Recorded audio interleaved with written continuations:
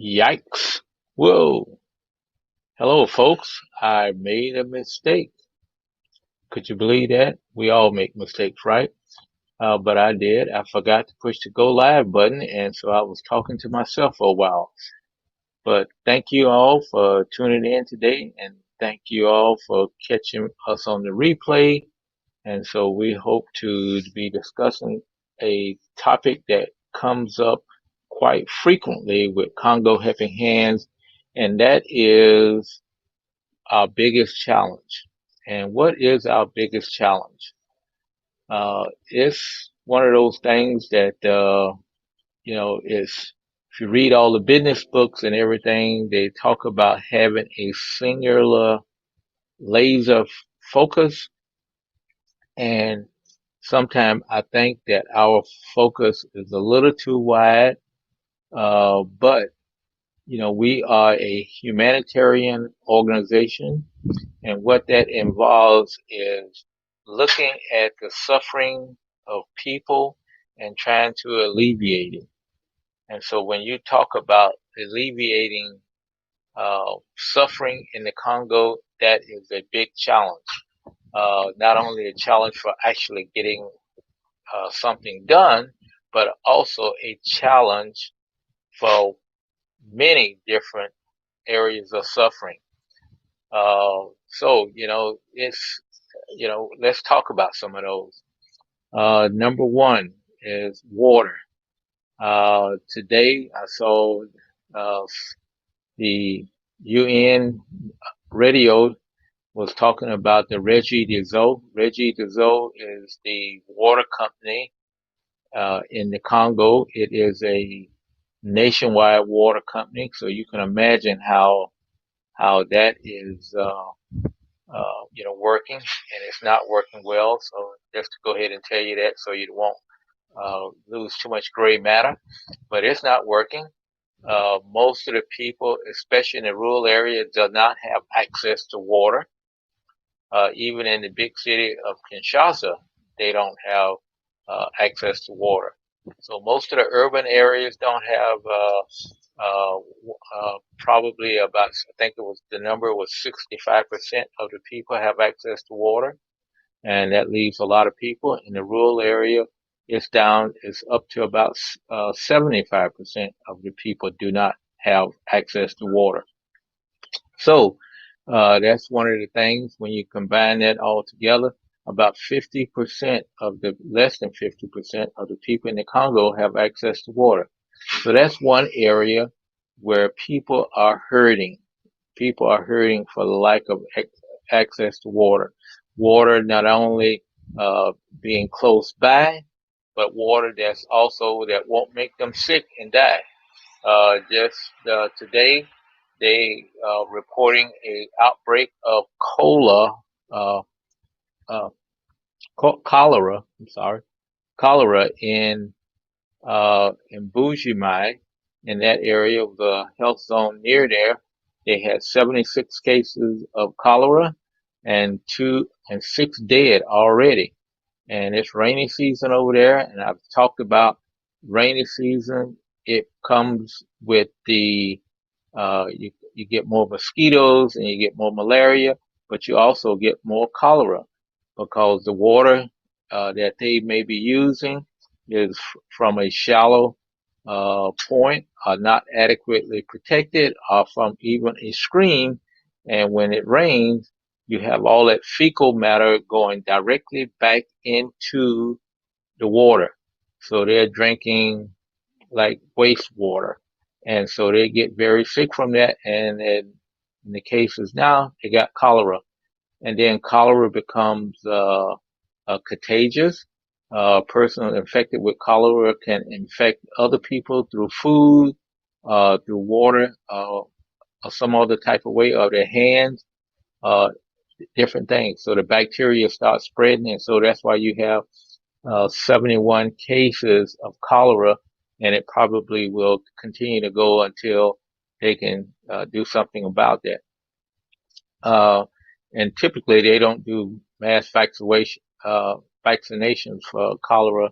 They just give people what they call a oral rehydration solution, which is like salt and sugar and water, and so that helps them to keep their bodily fluids intact, and that they won't, you know, die from it. But there's already been 6 people.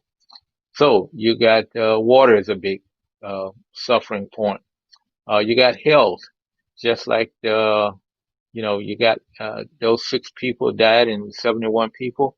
They're in a health zone that probably have very little resources to take care of them, and they may be a far distance away, so they could die on them. So you got health is a issue. A lot of people sick, malaria, all types of different, you don't even want to get into the big ones like Ebola and COVID-19, but you got health is a big issue.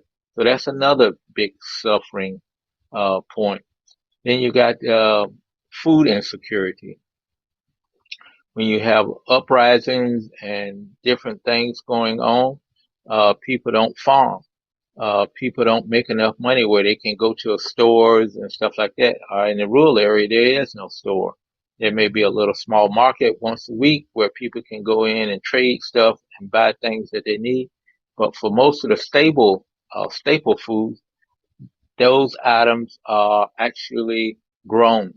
So if you got a family, you will grow a little plot of corn and cassava so that your family can eat off of. You eat the cassava leaves. You maybe have some other vegetable. You could possibly catch some type of meat to eat, which also wild meat and game meat. You could also run into Ebola from that. So that's why Ebola comes up every now and then, because people are eating the game meat, as they call it over there. They call it bush meat. You can go into the market and look, and you ask somebody what that is, and they say that's meat. Okay, what kind of meat? It's meat. They don't know because they bought it from somebody else. And if you're looking at a leg or something, it's just a leg of something. So you don't know what it is, whether the animal was sick or not sick, and things. So that's another point of contention. Then the people are poor. That's also, you have to come up with some developmental projects that you can help them increase their standard of living and make money so that they can take care of themselves, and they can get those items that they need, because that that's an endless uh, way to go if you have to continually feed people and stuff like that. So poverty is a big thing. Uh, Congo has a big poverty.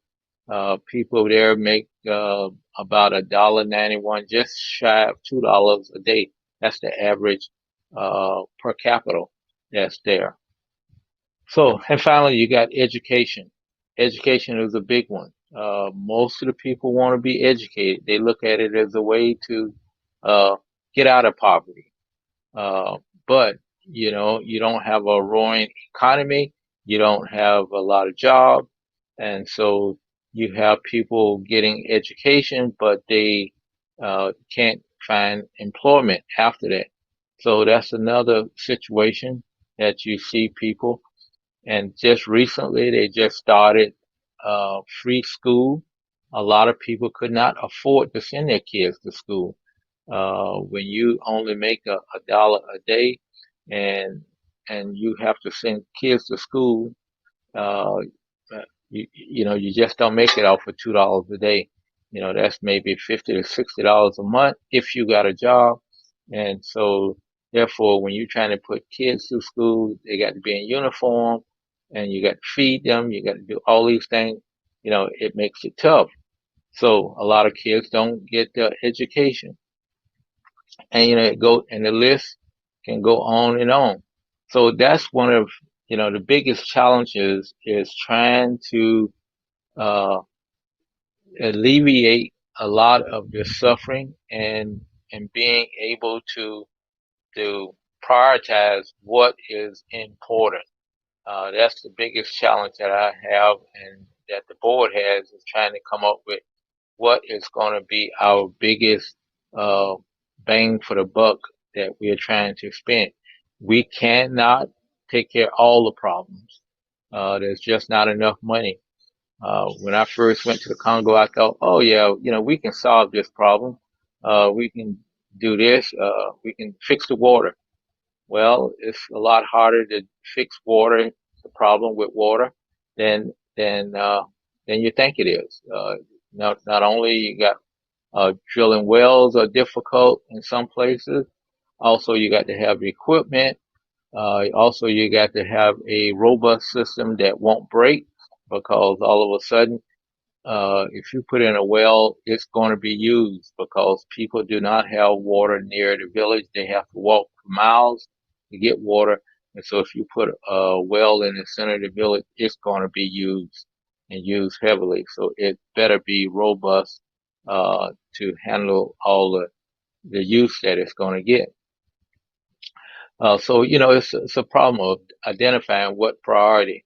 I have probably at least two or three active um, emails coming in a week where people are asking for different money to do something. I've got messages from people saying they need to they've been going to school, and so now they need to pay their final bill in school so that they can graduate and go out and get a job. And I feel for them, but that's when you compare that to people who are drinking polluted water and potentially catching cholera or something like that, which one is more uh, you know, where's the bang for the buck?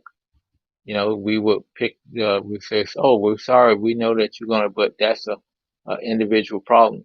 I get emails saying, oh, my child is sick, and I'm going, well, yeah, okay, and in a lot of the cases, I would tell them, okay, send them to the